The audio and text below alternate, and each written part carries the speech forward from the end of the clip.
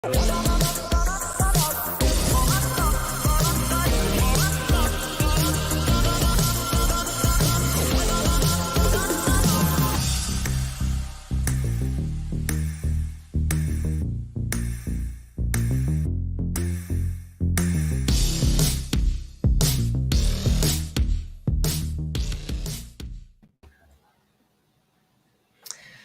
hello. I'm Martin Sines, your host of Note Investing Made Easier, along with my partner in crime, Sean Munyo of Bequest Funds.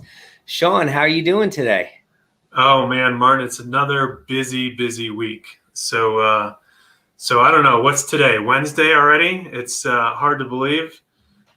Week's halfway over, but like any other organization, things are hopping, trying to make stuff happen. On every front, right? Every front, like every aspect. Code red. Yeah, code red. But it's good. We're busy. Things are happening. Things are moving in every area of the business, which is good. I think that comes with, having the 10X mindset, right? So everything you want to do is 10X, and you got to make sure the resources are up to speed, can handle what your mind's putting out. Absolutely. You gotta run at 10X speed if you want to move 10X speed, right? Well, we got an exciting show today. Again, Sean and myself, Martin Sines, host of Note Investing Made Easier, the podcast show. And today, before we get into sourcing, more specifically, the sourcing life cycle, I want to make a few announcements. We do have a workshop, Note Investing Fundamentals Workshop, that's being conducted virtually this Friday and Saturday. So there is, I think, 1 or 2 spots still available. So you can sign up at noteinvestingmadeeasier.com. Also, too, we have our income fund, Bequest Funds. And if you're a qualified accredited investor, you can get more information at our email addresses here, martin@bqfunds.com or sean@bqfunds.com. So let's get into it. Let me share my screen here, and we're going to go into sourcing life cycle. Now, this was something that I had pieced together during the time that I wrote Note Investing Made Easier, the book. And it was really something that has been my model from day one as I was building my note business. And I still believe it holds true today.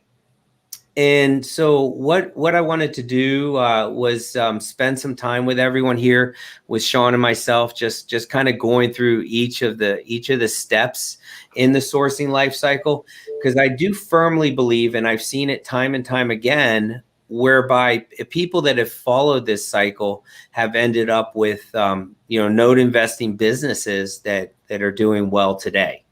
So I believe in this cycle, and we'll go through each one. Do you have comments you want to make before we kind of get into it, Sean? Yeah, Martin. So I see this as a big boulder, right? And when I first came into the space in early 2017, like, this was the biggest challenge, right? And so a lot of effort needs to be spent on trying to get that boulder moving, that thing, that wheel rolling. And it takes a lot of effort, but in the end, it pays off. And so a lot of people think that they're going to come into the space and find some website and buy assets off of it, and that's how they're going to get into the space. And it's really much bigger than that. It's much harder than that. And so this cycle here is critical. It also requires a lot of work, so you need to be dedicated. Yeah. This cycle smells and looks and feels a lot like work. It is. So real work. So and just kind of knowing you, Sean, from the the past 3 years, and we've done a number of deals together. just knowing that, you've stayed up till 2, 3 o'clock in the morning, running due diligence on trades and meeting deadlines. I'm sure you experienced the amount of effort that's involved from day one. On vacation in the Caribbean, I get a tape. I'm up all night long, working it. So, timing is critical, right? When trades need to happen, they need to happen. And so, yeah, getting to that final result there, and we're kind of jumping ahead, but getting to that Transact piece is so critical that everything stops in the organization once we get there, because it's that important. So let's start with profile and reputation. What's interesting is that this is the area where one needs to focus on their identity, who they are and what it is they're looking to accomplish in the note space. What are their buying parameters? What are the resources they have behind them? What type of business they're looking to build for themselves?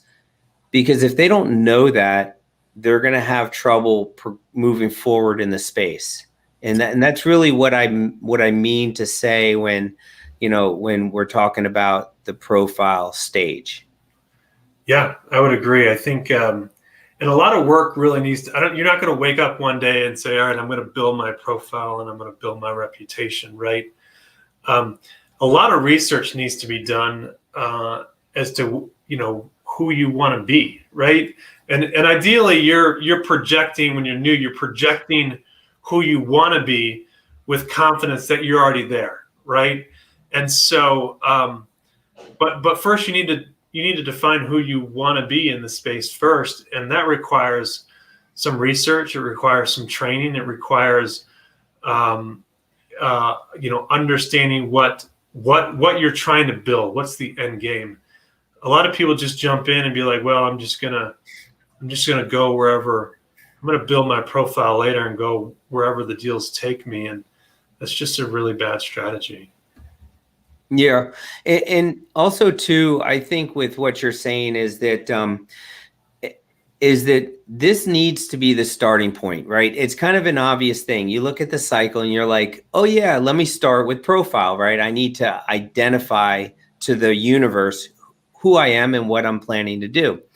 However, a majority of the people that come into the space, and I do get the benefit of seeing a lot of people coming into the space on the new level, on the initial level as a newbie, quote unquote newbie, is because, I have the books that I've written. I have the Facebook group, the YouTube channel that just made over 1,000 subscribers. So, thank you to everyone on YouTube that's watching.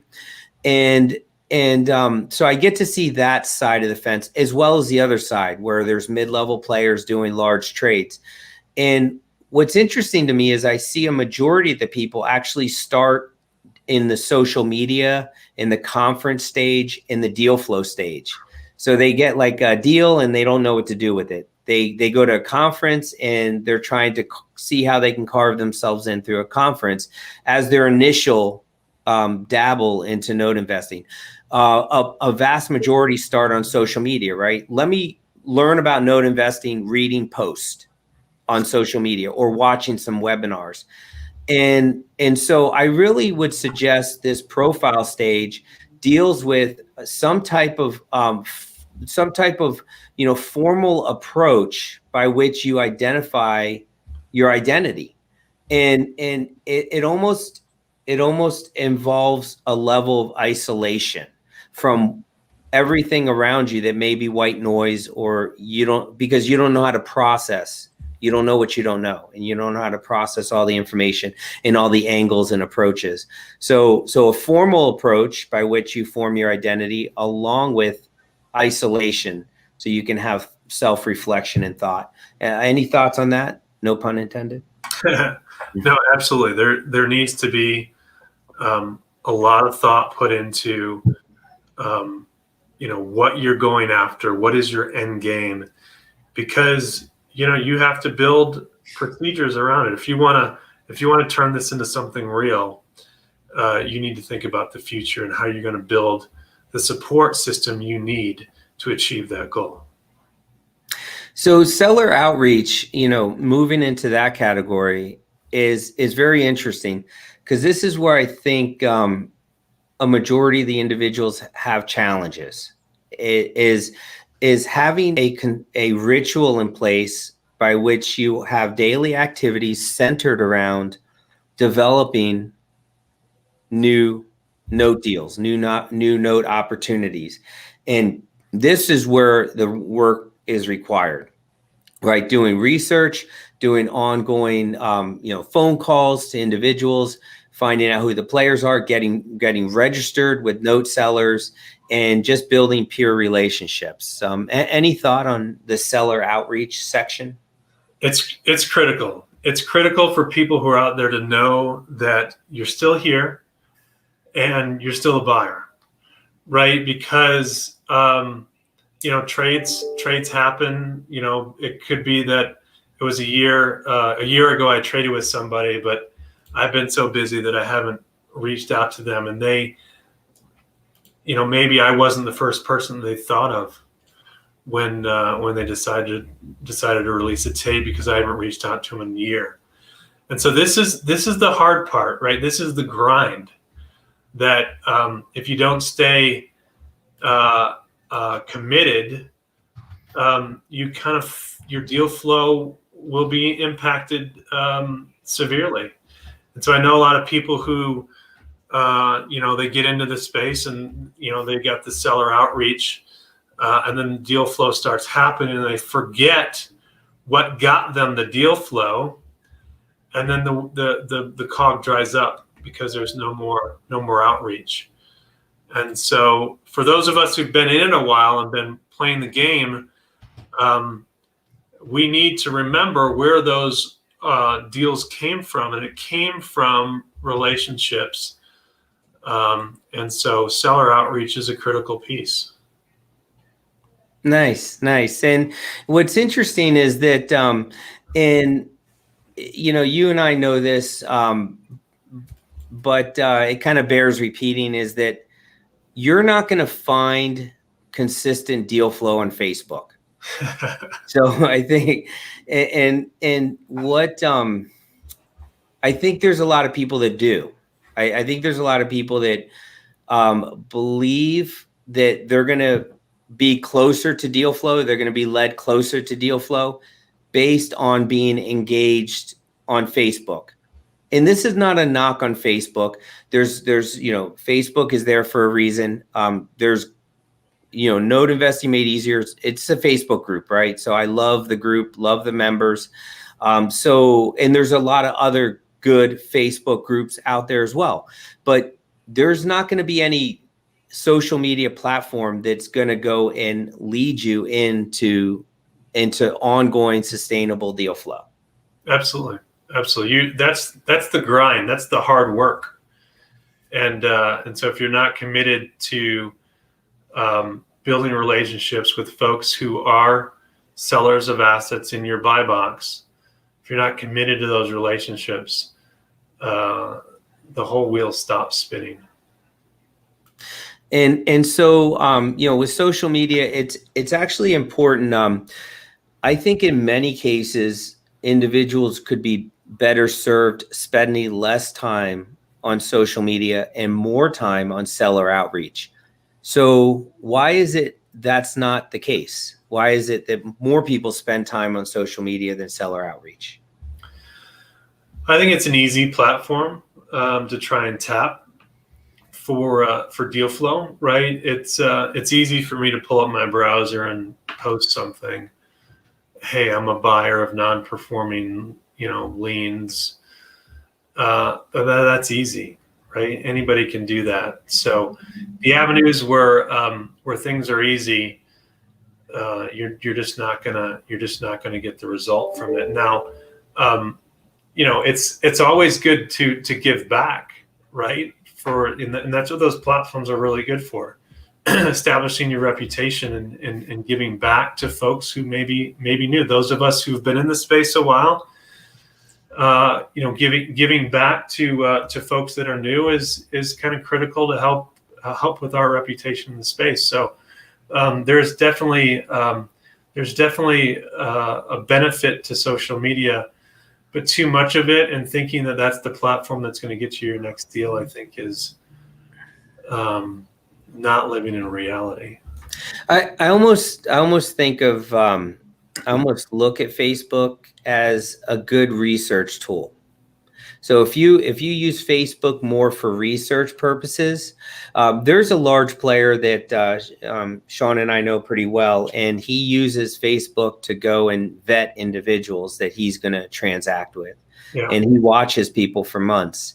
And Facebook is one of those things because he's I think he's looking for the silly post on political post or where people just kind of like let it all out, and he's people that are just focusing on negative things or things that are not that are not positive, or things that are advancing oneself, like developing an investment based business. So let's move on to conferences. Interesting, right? COVID is here. Almost all conferences are not taking place this year, and that might be a trend going into next year too, I would suspect. What's your thought on that? No, I think you're right. Somebody's just waiting for somebody else to be first, and hopefully that's going to be soon, because conferences are a critical part of building relationships, building reputation, and I've been going to certain conferences religiously every year for the last 3 or 4 years. People know I'm going to be there. I know the folks who are going to be there, and it gives us 2 days to kind of get away from our computers, get away from our email, and just talk business and build relationships. It is a critical part of my business as being part of the non-investing community, and so it was a critical piece. The question is, what's going to replace it for the next 12 months? I think you have some ideas on that. Yeah, absolutely. What's interesting is that I know that you have gone to the past several conferences you've been to. You've actually been in your hotel room wrapping up due diligence on a trade versus doing everything that you're professing one needs to do.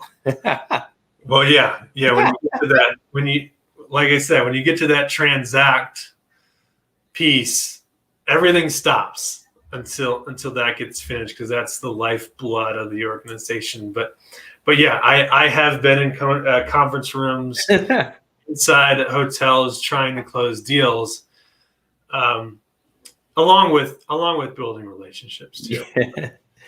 Absolutely. Well, some of the people we've traded with were at the conference where you were doing the due diligence to wrap up on the trade with them.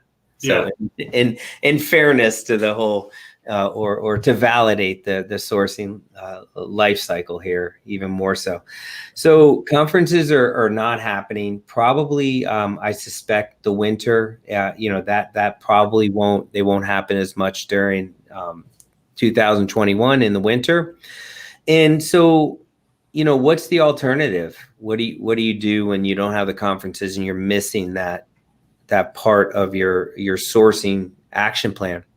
And the answer is pick up the damn phone. Absolutely. Yeah. Pick up the phone, make phone calls, create your own conference. How about that? Yeah. And what's interesting with COVID is that, and I mentioned this early on, when COVID first hit, I came out on, I did a few Facebook Lives. And the thing that I emphasize, and I still believe this today, is that people are home. This is going to be held, 2020 is going to be held as the year where the year of availability, where people are at home and able to take your phone call that were not able to take your phone call prior to COVID, because they were in an office, they were commuting, they're busy with the co-workers and everything else. Now they're at home. Their phone is sitting a few feet away. They don't have any of the distractions, and they're waiting for your call. Yep. And the window is closing quickly. Now's the time to take advantage of that opportunity. Who knows? Maybe people will be back in the office in the fall. So it doesn't take much time. Now's the time to act. Yes, and action is the key to success, as someone famously quoted. And that leads to deal flow. What's interesting about deal flow is it's a result of what you've done from a profile building perspective and seller outreach perspective, in my opinion. So a mathematical equation would look like profile plus seller outreach equals deal flow. Yeah, absolutely. And again, that's the critical piece, but it's not the end result, because in order to get the deal flow train rolling, right, more deal flow, you have to finish the last piece, which is you got to transact, right? If the end result, you finally get a deal in your hand and you can't make a buying decision, you delay in making a buying decision, you've stopped the train. And so a lot of folks, finally get to the deal flow piece, and they don't realize that if they don't finish that, if they don't close on that, they've impacted the next deal that's coming to them. Or not coming to them. Right. As a result. Right. Because we've been on trades and we know the other players involved in the trade, and the sellers will tell us, hey, we're not going to trade with those other people again. So we kind of know that's one less competitor on the next trade. And or they won't even get to see the tape again the next time. Yeah.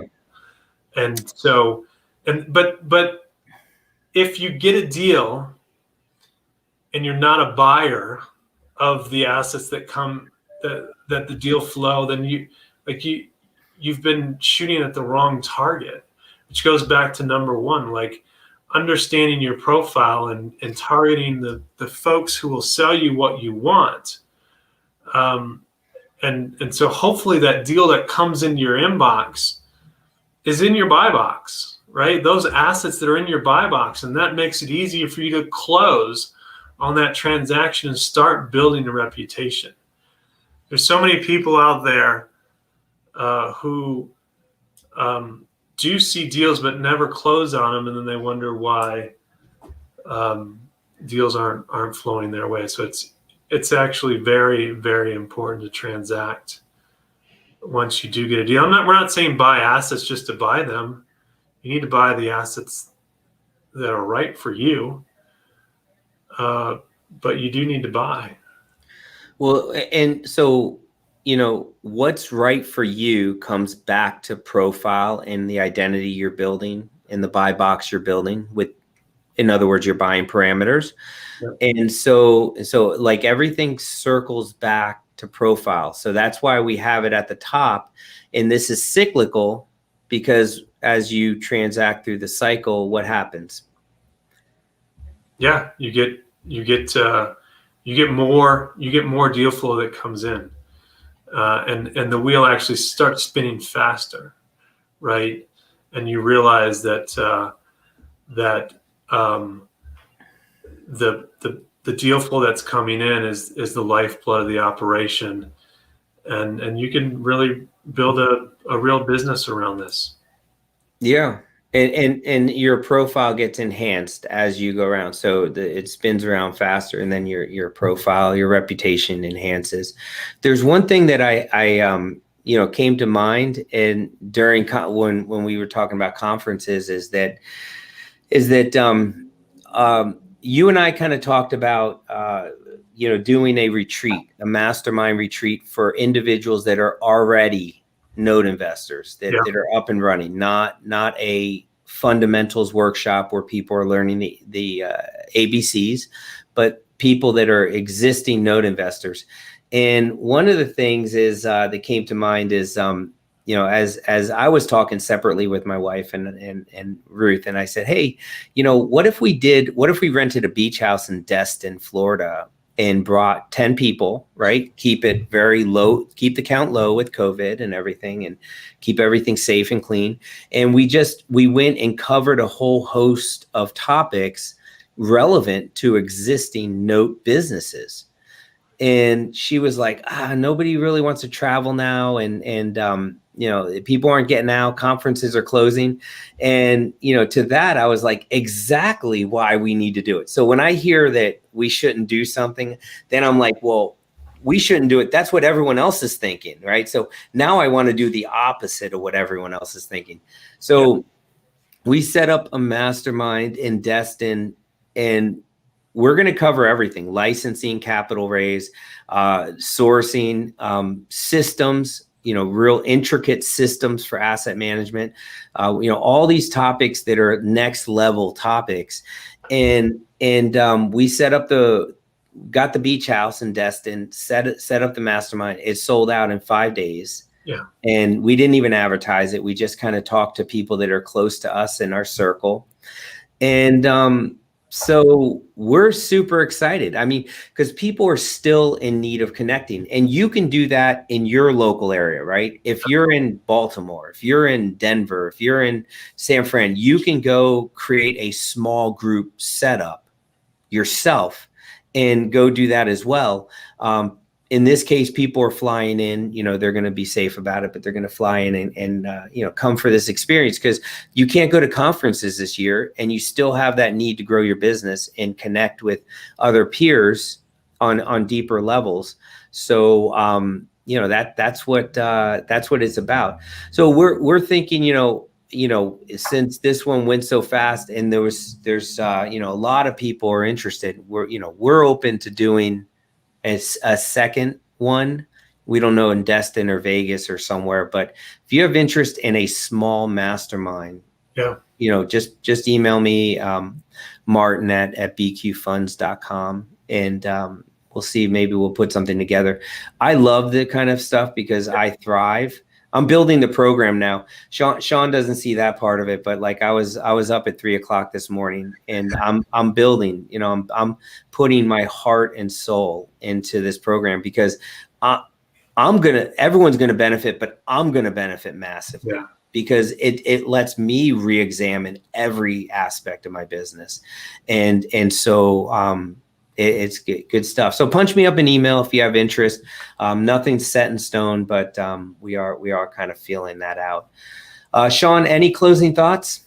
No, I think this was a great conversation, and something that I didn't realize when I got into the space. And if you put any method, if you put it into practice, it will result in what you're trying to achieve. And so I would recommend take some time and think about what we talked about today. If you're really serious about getting into the space, and don't just jump into any part of that wheel. Start at the top.